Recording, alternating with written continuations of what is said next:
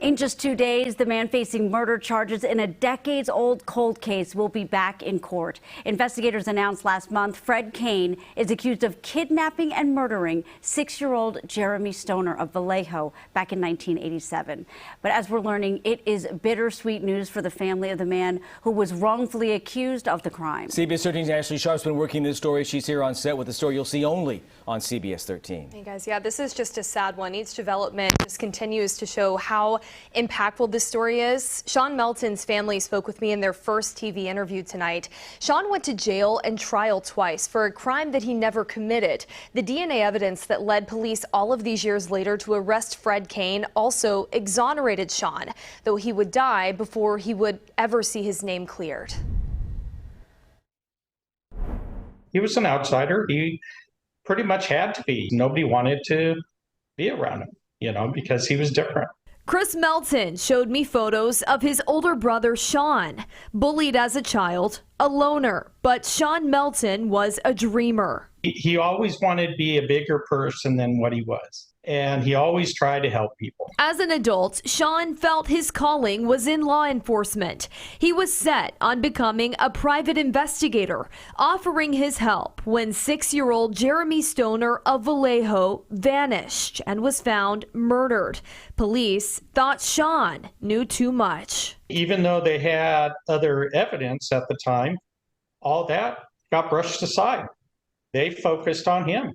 Shawn was wrongly accused of murdering and raping Jeremy. After 2 trials and 2 hung juries, Shawn's charges were dismissed. All this time, this witch hunt was going on. The true person that did the crime was going scot-free.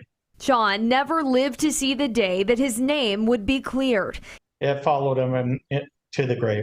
Bittersweet news for the Melton family came last month when they got the call saying Shawn had been exonerated by DNA evidence. How would he have responded to that news?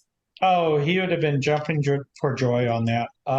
Probably crying. That same DNA led Solano County cold case investigators to arrest Fred Kane, who they now believe is Jeremy Stoner's true killer, a man who was interviewed as an original suspect, but walked free for nearly 4 decades. I'm grateful that we finally have some closure to Shawn's involvement. But I will be so much more happy when the Stoner family has their closure. Now, Fred Kane is back in California. He was brought back here, extradited from Oregon to face charges, and he is back in court again on Thursday for further arraignment, guys, on these charges. We're talking decades here with so much impact all around by all these families. My goodness. And when I was talking to the Melton family, they wanted to make it clear, their biggest priority actually is the Stoner family. They want them to have closure, and they said that's what Shawn Melton would have wanted. He would have been happy that he was exonerated, but that his first thought would have been Jeremy Stoner and his family. What a story. Ashley, good job digging on it. Thank you.